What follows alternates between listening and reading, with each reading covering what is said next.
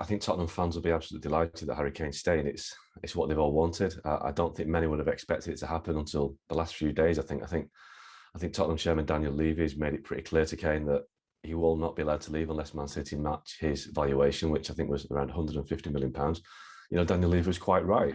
If somebody wants to buy your star asset, you get what you think he's worth, and Man City we're just not prepared to pay Tottenham's valuation.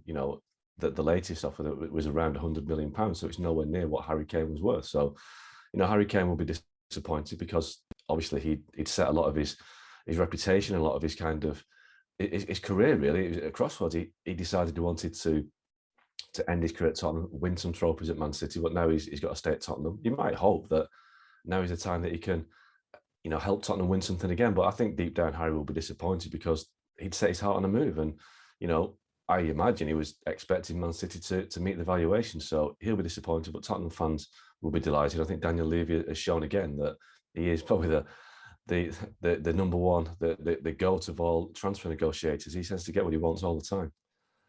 I think we've seen in the past that players who've asked to move or made it clear they want to move, they upset the fans initially, but when they stay, things change. I remember Wayne Rooney at Man United, not once but twice, tried to leave first under Sir Alex Ferguson, then in David Moyes' first summer, and on both occasions he stayed. And I think with Rooney, there was definitely a damage done to his relationship with the fans at United, but I think it's different at Tottenham.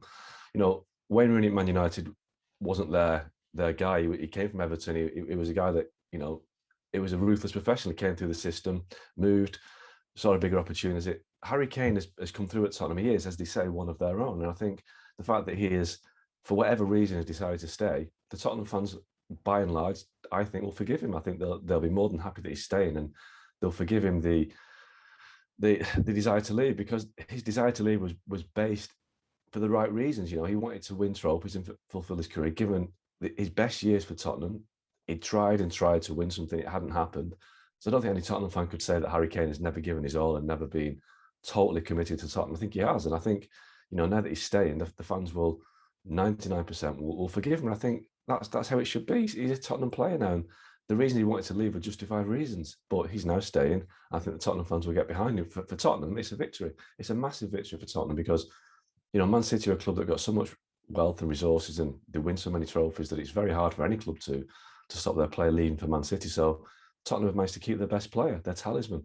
The question is, will it go beyond this season? I think, but now the fact that he's staying, the longer that Harry Kane stays, the better chance Tottenham have of keeping him for the long term. So I don't think Tottenham fans will last too long in terms of thinking negative of Harry Kane. I think they're just happy that he's staying. If you asked any Tottenham player at the start of the summer, would you happily keep Harry Kane and not spend a lot of money in the transfer market? I think they'd all say yes. I think for them, keeping Kane is like landing a superstar player. So they might not make any more signings, but let's be honest, looking at Tottenham now, Harry Kane's staying. Dele Alli's made a good start to the season, a bright start to the season. It's looking positive for Tottenham, so maybe they don't need the reinforcements that they would have thought they wanted maybe a month or two ago.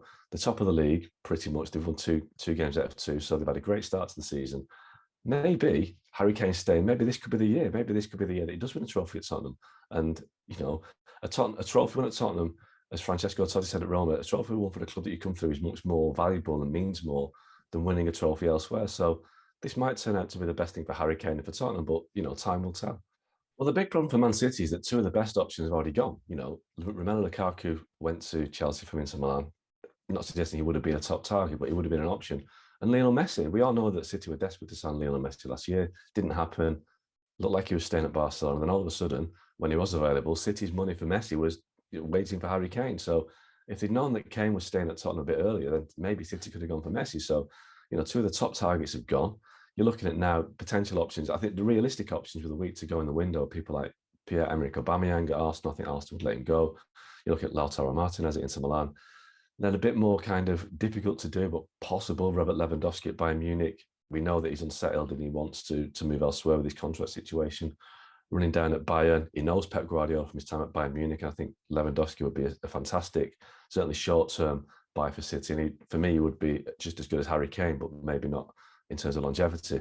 Then you're looking at, the likes of Kylian Mbappe. Will Man City get in the race for Mbappe? Because it looks like he might be wanting to leave PSG now.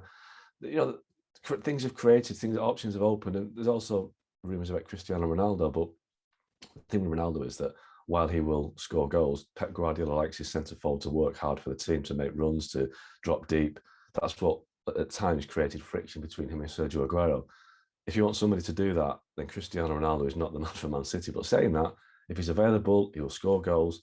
It'll be an amazing transfer, but never say never with the week to go in the window. Ronaldo's unhappy at Juventus. Juventus are happy to sell. City need a striker. I don't think it'll happen, but it's an option. Thanks so much for watching ESPN on YouTube. And for more sports highlights and analysis, be sure to download the ESPN app. And for premium content and live streaming, subscribe to ESPN Plus.